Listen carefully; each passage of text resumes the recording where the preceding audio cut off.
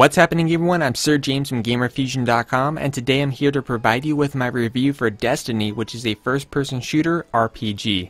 Now, in terms of how the story goes, is that you wake up amongst the dead, finding out that you have a ghost which is going to be part of your guardian and aid you along your journey, and you end up finding out that there's this darkness that's consuming the world, and you're coming together with amongst other guardians, which are other online players, and your objective is to defeat the darkness and to save the world.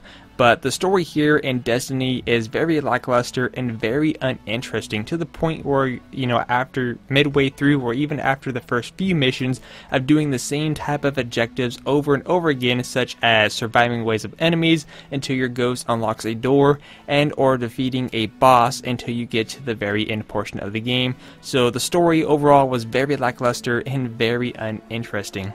Starting off with one of the good aspects of the game is the graphics for Destiny. Visually, this game is really nice looking with the details of the different factions that you get to play as, which is up to 3, the set armor pieces that you get to wear in terms of how your character will look after the in-game content, or even throughout the game, which is always going to be changing, the NPCs, and just the environments altogether from the different locations that you're going to be visiting, such as the tower, Earth, Venus, Mars, even the moon, all of which look really well done. I was really surprised how the graphics look on both the PS4 and the Xbox One, and one of the main aspects that I thought was really spot on was the lighting details of the different planets or different areas you're going to be visiting, especially when you're going down these dark, creepy hallways and you have the spotlight that's in the distance and it's casting this really nice shadow effect on the wall, which is basically like really realistic looking, which I thought was really done well. But overall, graphics visually for this game on both the PS4 and the Xbox One are really nicely detailed.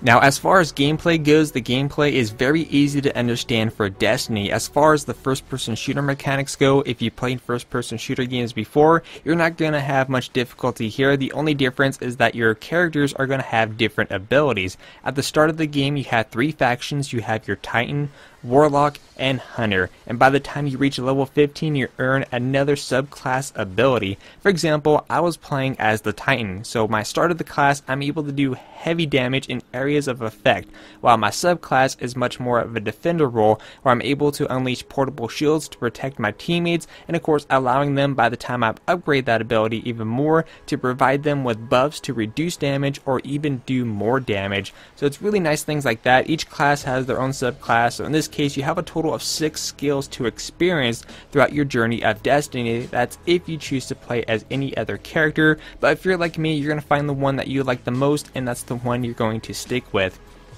Now, the game does offer an online mode, PvP, where you're able to go and do things like control points, and of course what's nice about the game is that it always changes each week. You're going to have a new additional multiplayer mode, and each week they always change it to something new. For example, this week we had an event where it's going to be 3 versus 3, so it's much more smaller groups, smaller maps, and you're able to revive your teammates, and it's actually really enjoyable, and it kind of puts you on the toes a little bit more, while you may have other modes that are going to be like a free-for-all thing going on. But it's things like that, and every time you compete in the online PvP section, you're actually going to get points, which are going to be used where you get to spin on the tower, which is the other main section of the game. Now, the tower is where you're going to go and get new sets of armor. You're going to return to do your mission objectives and even bounties. Each of these different factions, you're going to notice, have a 2 sets of options. You're going to have like your basic item inventory, while the bottom section contains for higher ranking players such as level 20, or you may be to be level 20 and you have to have a certain reputation skill like rank 1 or rank 2, and depending on what you're doing will determine what you get. Like PvP will get you Vanguard, while doing side missions or bounty hunters, allowing you to earn points towards your mentor and things like that. So each thing you do in the game or collect is going to benefit what you're able to reap in terms of rewards at the end of the game. Of course, the game does have its unique armor system. Each player is going to have their own unique looking armor, which at first they stated like there's going to be thousands of different options, but based on what I've seen and what other players have, I don't really see that huge selection of armor choices that Bungie has been talking about. It's more like a very limited, maybe just a few variations of how the armor looks, or instead of the shoulder pads pointing sideways, they're pointing up. So not really too much creativity there, but there is some unique items. You have your common, uncommon, rare, legend, and of course exotic. And the legend exotic weapons are going to be much harder to find, but you have to find the blue orbs, and you also have to make sure you have a good reputation with the shopkeeper so you have a chance of getting such items, unless if you get something called a strange coin, which you could visit this mysterious visitor, which literally he only visits on the weekends, such as Friday and Saturday, where you can take in up to 12 or so strange coins depending on how much you have, and you can get what's called exotic weapons, which are basically the highest ranking in the game, which is pretty easy to come to because you could always compete in Destiny's daily challenges or weekly challenges, which they usually have two versions. They have one that's a little bit easier for everyone, while the other one is much more reserved for high ranking players because it's going to be providing much more of a unique challenge. But overall, the gameplay mechanics were really smooth on both the PS4 and the Xbox One. The PvP section is actually pretty enjoyable, and I actually liked it. It kind of reminds me of Halo in the way, but of course different, because obviously the people who created Destiny did create the original Halo and started the series, so of course I got a little bit of a Halo vibe to it, which is why I was actually excited into getting into this game and especially playing the PvP section. Now, as we get to the sound portion of the game, I would say the soundtrack right off the bat is one of the best portions of Destiny, right up there on top with one of my top 3 of 2014 thus far. Especially with a company like Bungie, you would expect them to have really good music, and they definitely kept the word for Destiny. Now, the other aspect in terms of voice actings with the different characters, it's really a mixture here. I mean, the only two you're going to hear talk throughout Destiny is the ghost that tags along with you, which overall the ghost and how they did the voice for him, or whoever does the voice for the ghost, actually does a really good job. He's really enjoyable to listen to, while oftentimes when you're doing strike missions you're going to be hearing what I'm assuming is the speaker. He also has a decent voice in the game. As for your character, depending on if you choose to play as a male or female, and depending on the faction you choose, you don't really get a chance to determine if they're good or not, because they rarely talk, and there's only a very little amount of cinematic cutscenes where you get to see them in or even hear them to basically do anything. But overall, like I said, the soundtrack for Destiny is definitely right up there with one of the best sounding soundtracks of 2014 thus far. Now, as for the lifespan, this is where things get really complicated for Destiny, because not only does it depend on the player, but at the same time there's some misinformation that we don't know if it's true or not.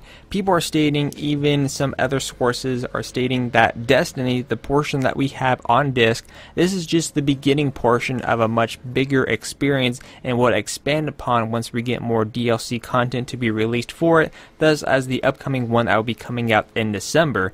If that's the case, and if it really improves and adds a lot more to what's already here, then we can have something in the long run that's going to be really enjoyable. But as it stands currently on disc, we don't really have a whole lot of options here, because by the time you beat the game, you're able to go past level 20 by finding things called light armor, and you can participate in things called strike modes, which have different difficulties levels, which can be a bit of a challenge. And of course you have the infamous raid battles, which you're able to get to with large groups of your friends instead of the normal 3 that you're used to on strike missions, and you just have a difficult raid to try to complete so you can reap the awesome rewards at the end. So right now, like I said, for current replay value, you just have the PvP, strike mode, and raids, and if this game is going to expand upon what it already has with upcoming DLC, that has yet to be known, and it's really up to the players. But so far, the game has an okay lifespan, but it's really, like, for me right now, I kind of get bored of the lifespan because I'm doing the same thing over and over again, strike missions. I mean, I'll jump on and get to the PvP sections, but at the same time, I'm kind of getting bored of what we currently have. So hopefully it does fulfill with upcoming DLC, but at the other time, players may become bored after a day or two, so it really depends on you. As for the innovation, was there anything new here, or was this something that we already seen before? What I like about Destiny is that it takes things from different elements and combines it into its own and tries something new, because usually developers nowadays never try anything new because they don't know if it's going to work or not. What Bungie did here is that they took the basic first-person shooter mechanics and they combined other things such as RPG and a little bit of MMO. Not exactly, but just a little bit of that to kind of fill you in and fill in the gap, just trying to combine different elements moments and to see how it plays out. And currently it's not that bad of a game just at its current state and what's currently offering as of right now, as of this review I should say. Just the end content is extremely lacking, and whether or not the upcoming DLC is going to push Destiny into a whole new direction and offer many doors beyond that, we don't know until then. So at the current stance that Destiny is as of this review, I'm giving it a 7 out of 10. I definitely recommend it as a rental or waiting for a price drop, but once the upcoming DLC comes out, if they do expand on what they already have here and they do offer more, then this may be something worth getting in the long run. But right now I currently recommend it as a rental. I'll definitely update this review once the DLC comes out and go from there. But if you guys want to see some gameplay or guide tips, you guys could check the link in the description down below. Once again, 7 out of 10 is my rating. If you guys have any questions, leave that in the comment section down below, and always remember guys, Gamerfuzion empowers your gaming.